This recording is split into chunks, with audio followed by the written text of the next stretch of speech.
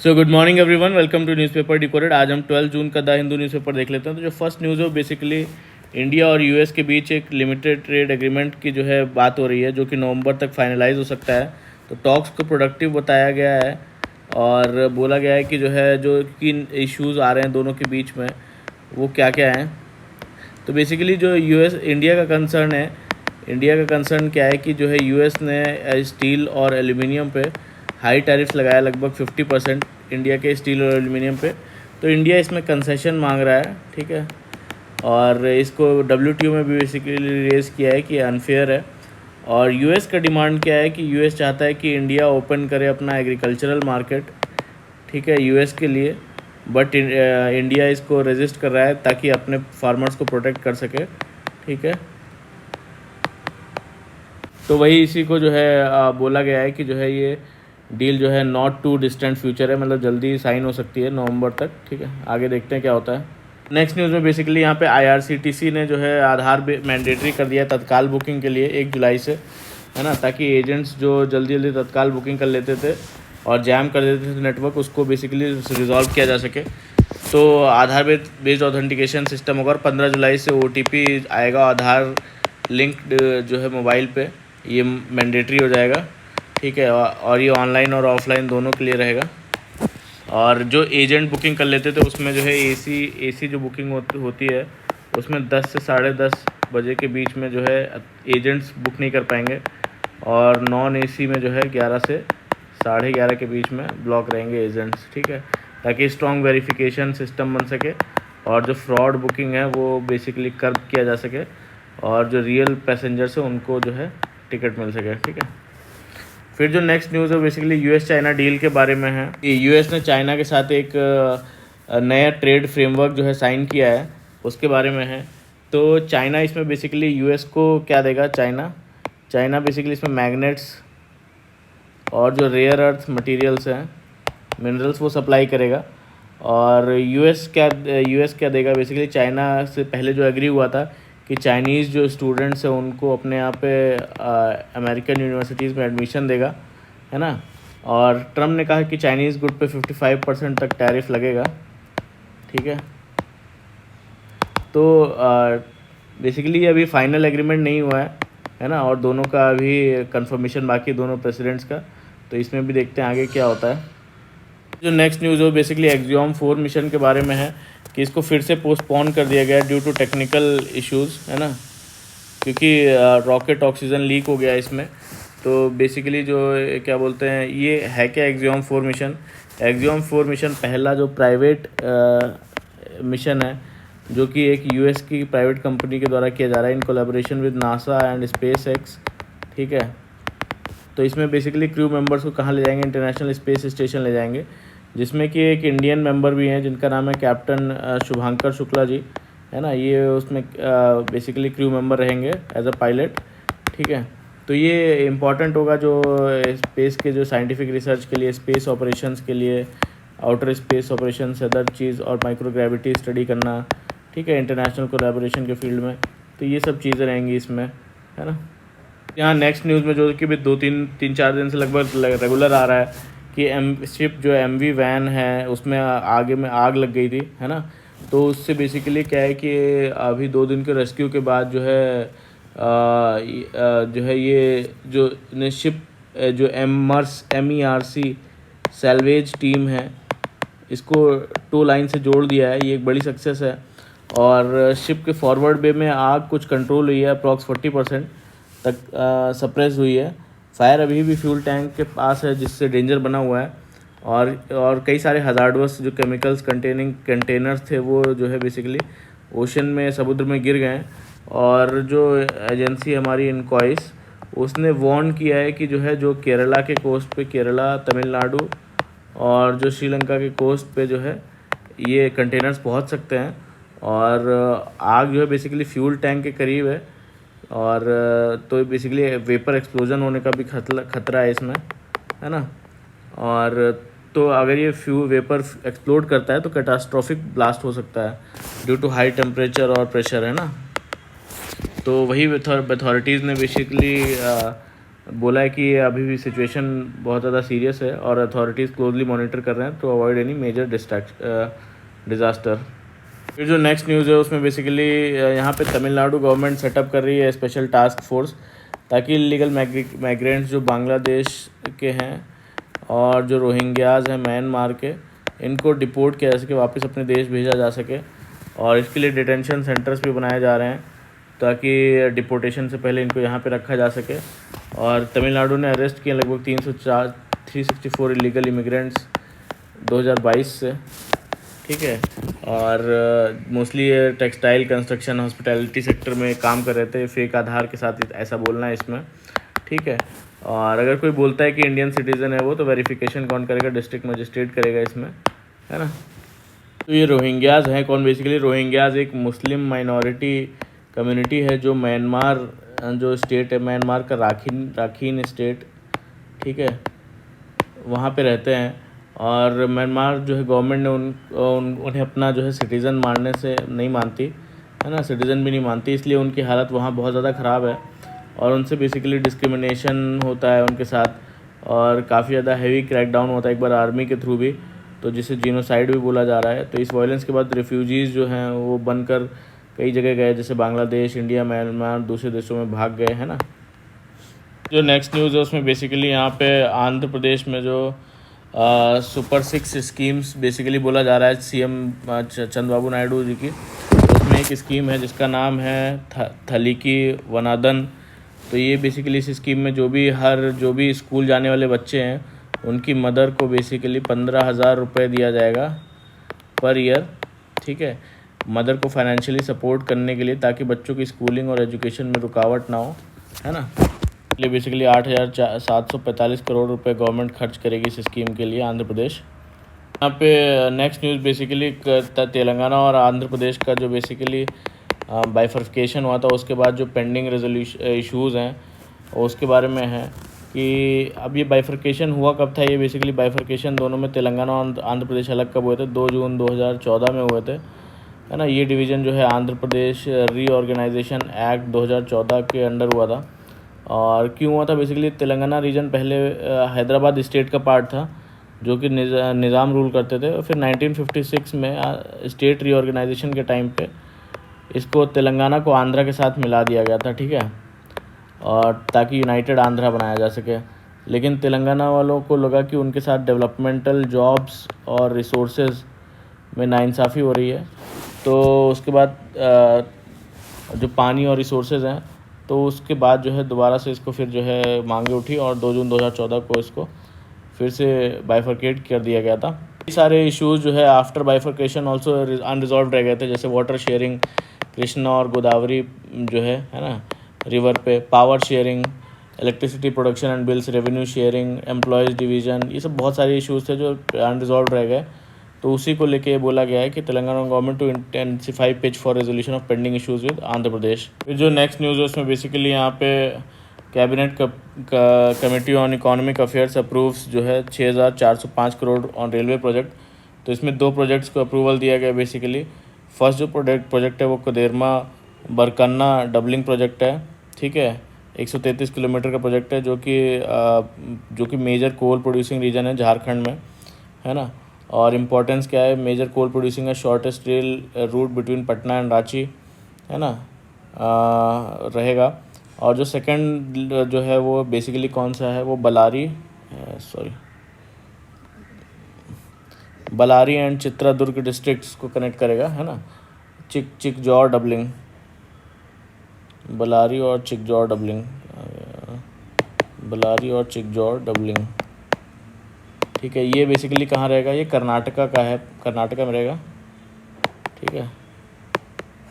और expected benefits क्या है कि लाइन कैपेसिटी जो है वो बढ़ेगी और ऑपरेशनल एफिशिएंसी भी बढ़ेगी और रिलायबिलिटी इंप्रूव होगी फास्टर और स्मूदर रेल इंप्रूवमेंट के लिए। फिर जो नेक्स्ट न्यूज़ है उसमें बेसिकली यहाँ पे यूपीएससी ने अपना प्रीलिम्स का रिजल्ट 2025 का वो डिक्लेयर कर दिया है वेडनेसडे को, है ना। नेक्स्ट न्यूज़ है उसमें बेसिकली यहाँ पे मोदी गवर्नमेंट के जो है 11 ईयर्स कंप्लीट होने के सेलिब्रेशन किया गया, जिसमें कि एक नया टर्म इंट्रोड्यूस किया गया जिसमें बोला गया अमृत जनरेशन। अमृत जनरेशन किसको बोले ये लोग?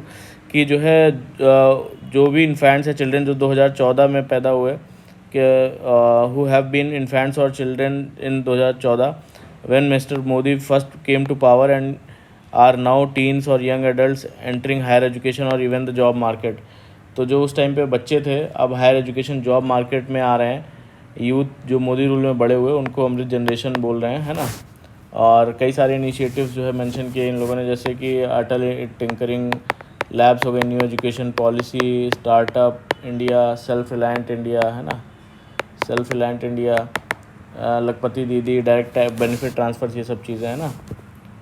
जो नेक्स्ट न्यूज़ है उसमें बेसिकली यहाँ पे हमारे जो चीफ़ जस्टिस ऑफ इंडिया हैं बी.आर. गवई जी, उन्होंने बोला कि कॉन्स्टिट्यूशन जो बेसिकली एक अनप्रिटेंशियस, एक सीधा साधा डॉक्यूमेंट है जो कास्ट, पॉवर्टी और इनजस्टिस को जो है इग्नोर नहीं करता.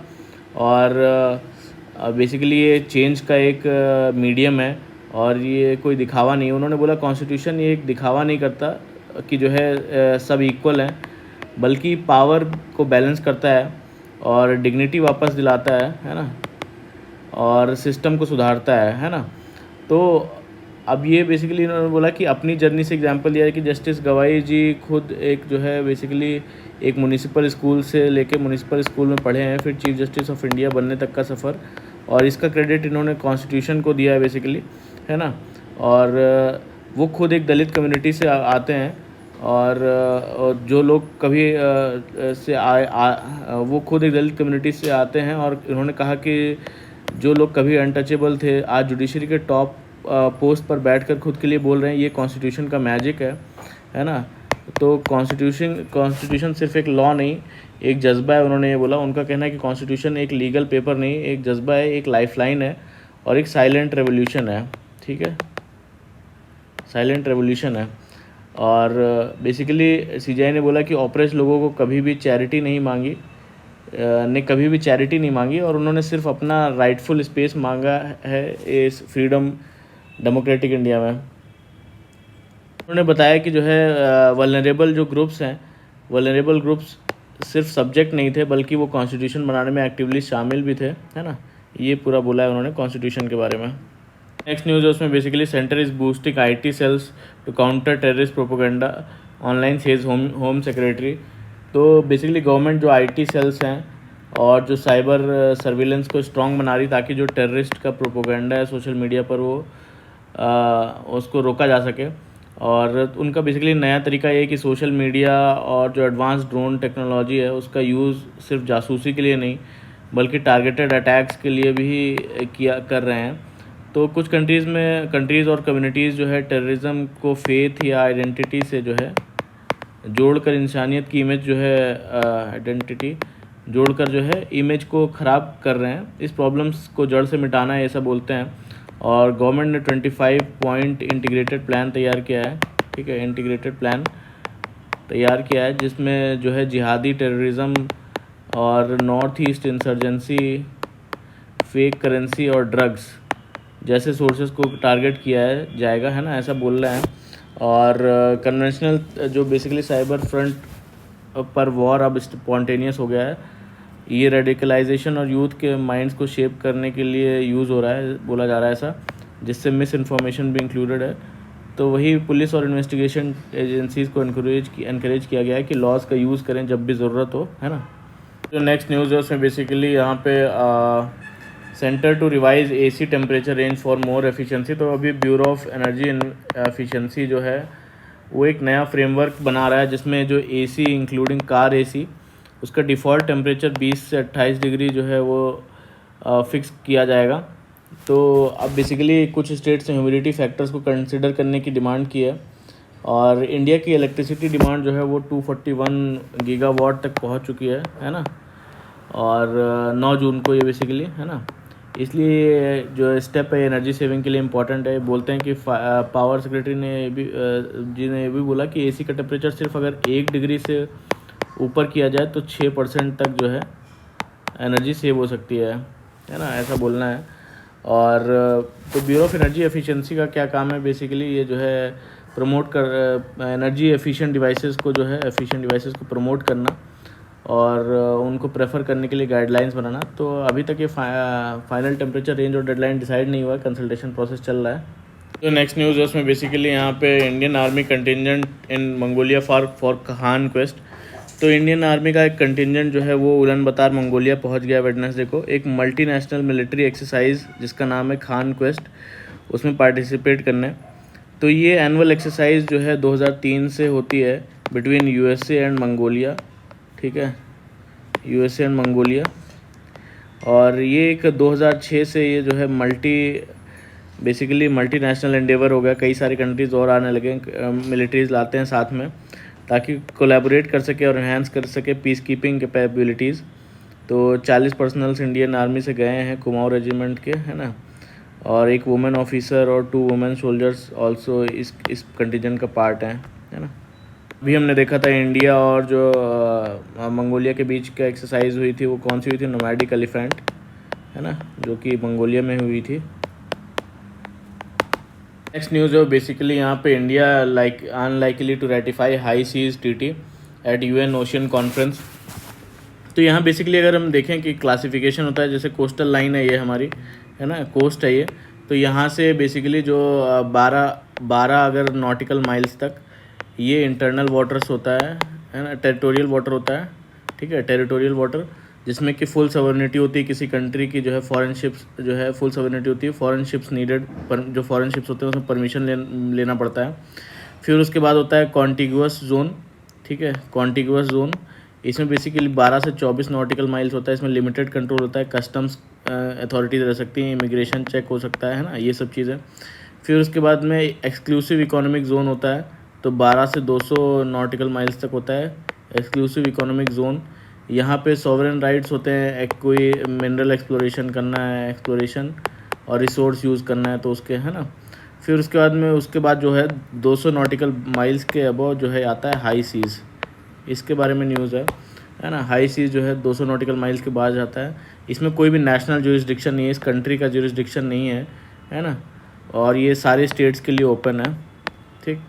तो अभी न्यूज़ क्या है, तो हाई सीज़ ट्रीटी है, उसको बेसिकली इंडिया ने लास्ट ईयर सितंबर में 2024 में साइन किया, बट रेटिफिकेशन अभी तक पेंडिंग है, ठीक है, रेटिफाई नहीं किया है अभी, ठीक है। कुछ नेशनल लॉ जैसे बायोडाइवर्सिटी एक्ट उसको अमेंड करना पड़ेगा, और रेटिफिकेशन लाइकली आफ्टर मानसून हो सकता है, पार्लियामेंट में पास करना ज़रूरी है। अब तक 49 कंट्रीज़ जो है वो रेटिफाई कर चुके हैं, और 60 कंट्रीज़ जो है रेटिफाई करते ही ये ट्रीटी जो है लीगल फोर्स में आ जाएगी, ठीक है। और मेन कंसर्न ये है कि हाई सीज़ किसी कंट्रीज़ के अंडर नहीं आता है बेसिकली, है ना, तो ये ओपन टू ऑल है। और मेन रिसोर्स जो मैरीन रिसोर्सेज का इक्विटेबल शेयरिंग है रिसोर्सेज का, अभी वो डिसाइड नहीं हुआ है, इसलिए कुछ कंट्रीज़ हेजिटेट कर रही हैं, है ना। हाई सीज़ ट्रीटी है क्या बेसिकली, हाई सीज़ ट्रीटी जिसको ये भी बोल रहे हैं कि बायोडाइवर्सिटी बियॉन्ड नेचुरल ज्यूरिसडिक्शन भी बोलते हैं एग्रीमेंट, ठीक है। तो इसमें होगा क्या बेसिकली, ये समुद्र के उन हिस्सों को प्रोटेक्ट करने के लिए बनाया गया है जो किसी भी जो है बेसिकली देश के कंट्रोल में नहीं आते, जैसे हाई सीज़, है ना, जैसे हाई सीज़ के बारे में बताया आपको। तो एम क्या है बेसिकली, जो भी मैरीन बायोडाइवर्सिटी है उसको प्रोटेक्ट करना, है ना, क्लाइमेट चेंज और ओवर फिशिंग जो करते हैं उसको प्रोटेक्ट करना, है ना, और कंट्रीज़ के बीच कोऑपरेशन बढ़ाना हाई सीज़ में, और बेनिफिट शेयरिंग हाई सीज़ में जो भी जेनेटिक रिसोर्सेज जैसे समुद्री जीवनों में मिलने वाली मेडिसिन मिलती हैं, उनका इकोनॉमिक बेनिफिट सब कंट्रीज़ में फेयर शेयर हो, इस सब चीज़ के लिए है ना। ये ट्रीटी अगर फोर्स में आ जाती है तो लीगली बाइंडिंग होगी, और रूल्स को फिर फॉलो करना पड़ेगा जो भी कंट्री साइन करेगी इसको, है ना। जो नेक्स्ट न्यूज़ है उसमें basically different approach to caste census. तो इसमें क्या बताया गया है कि बेसिकली कास्ट जो सेंसस है वो एक यूनियन सब्जेक्ट है, जो कि एंट्री जो है नंबर आर्टिकल 246(7) शेड्यूल के अंदर आता है, ठीक है। तो इसमें basically state level caste census कुछ हुए थे, जैसे बिहार, तेलंगाना, कर्नाटका। इनमें क्या पता चला, जैसे बिहार का बोले तो ओबीसी प्लस इकोनॉमिकली बैकवर्ड जो कास्ट है वो 63% से ज़्यादा है, ठीक है। और तेलंगाना में वही बात करें तो जो तेलंगाना में भी बैकवर्ड जो क्लास है वो 56.33% है ना। और तो दिखाता है कि मेजॉरिटी लोग जो है मार्जिनलाइज्ड हैं, पर एजुकेशन मेजॉरिटी लोग मार्जिनलाइज्ड है, पर जो एजुकेशन, जॉब्स और गवर्नेंस में उनकी रिप्रेजेंटेशन बहुत कम है, ठीक है, वहाँ वो लोग बहुत कम है।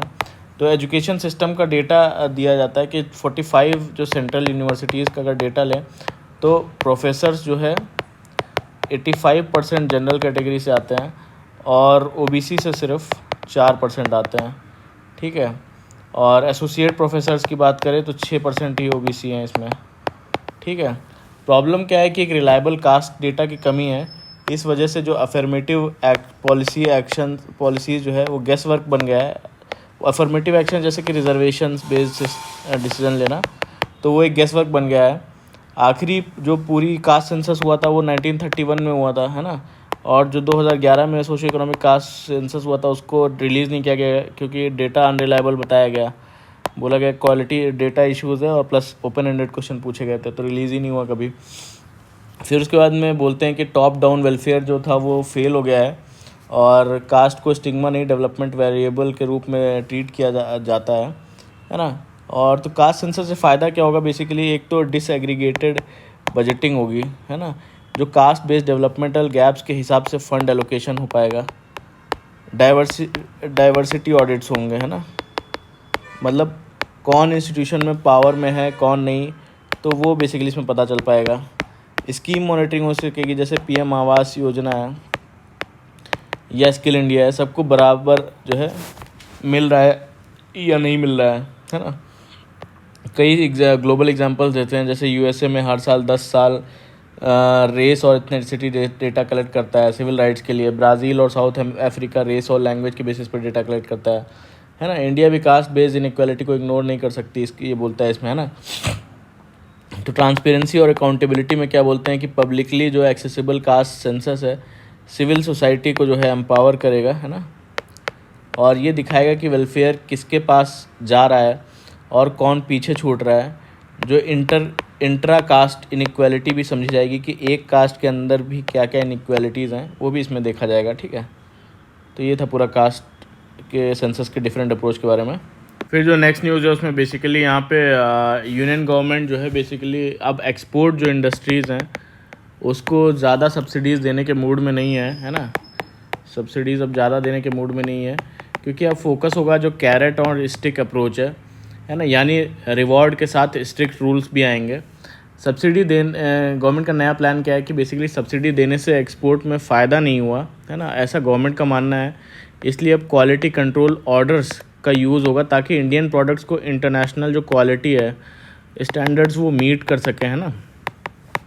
गवर्नमेंट इंडस्ट्रीज़ को हेल्प करेगी बेसिकली लैंड एक्विजिशन करने में, रेगुलेटरी क्लियरेंस देने में, और लेकिन जो सब्सिडी है वो बेसिकली कम मिलेगा, ठीक है।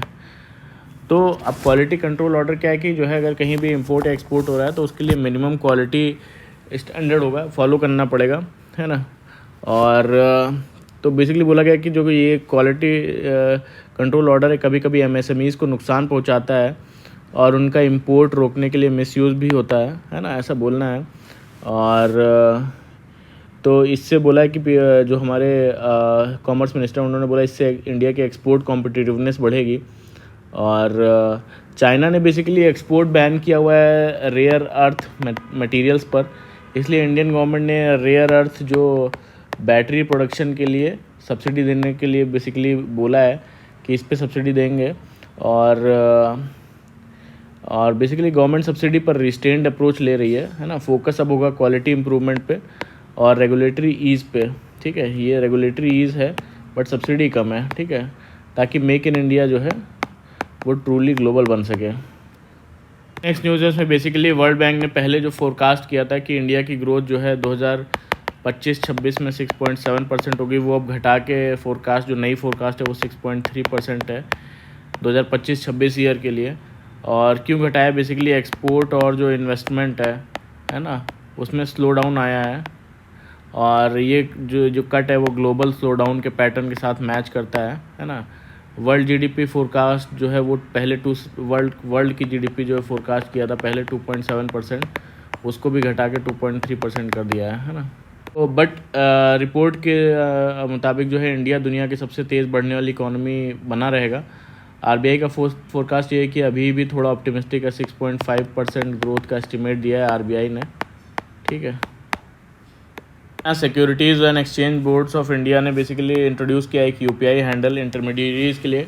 इंटरमीडियरीज़ जैसे कि ब्रोकर्स हो गए, ठीक है, बैंकर्स हो गए, bankers to issue, investment advisers हो गए, है ना, और रिसर्च एनालिस्ट हो गए, इन सब के लिए तो एक नया यूपीआई हैंडल जिसका नाम है @valid, उसको इंट्रोड्यूस किया है ताकि कोई जो फ्रॉड है उससे बचा जा सके और इन्वेस्टमेंट जो पेमेंट्स हैं वो सिक्योर हो सके, है ना।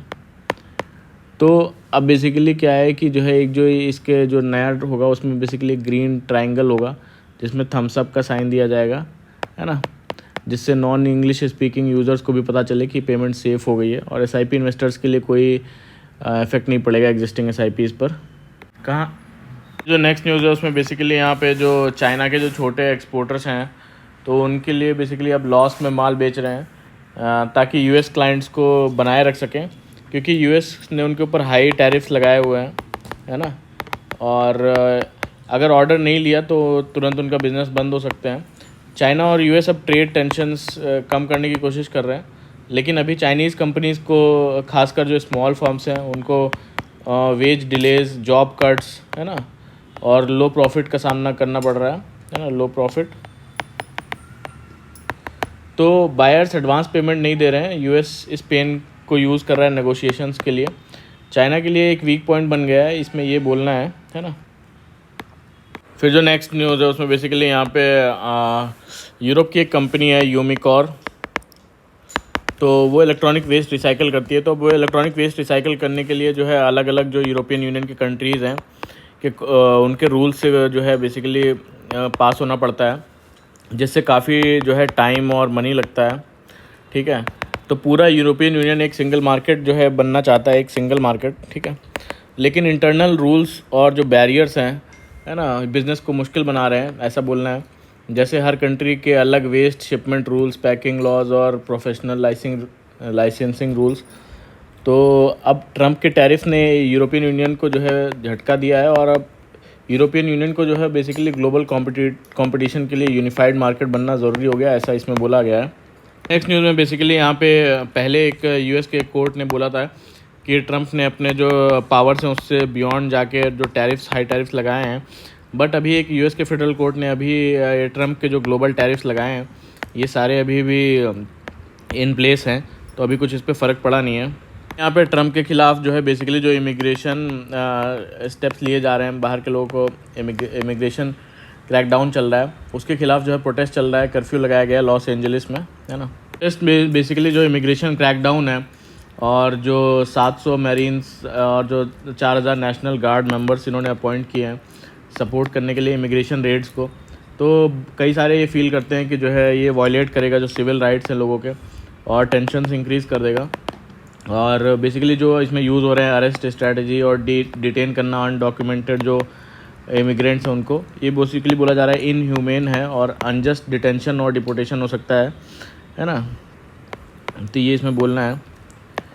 तो ये था पूरा आज का हमारा द हिंदू का न्यूज़ डिस्कशन, और प्लीज़ अच्छा लगा हो तो लाइक करिएगा, कमेंट करिएगा और सब्सक्राइब भी कर लीजिएगा हमारे चैनल को।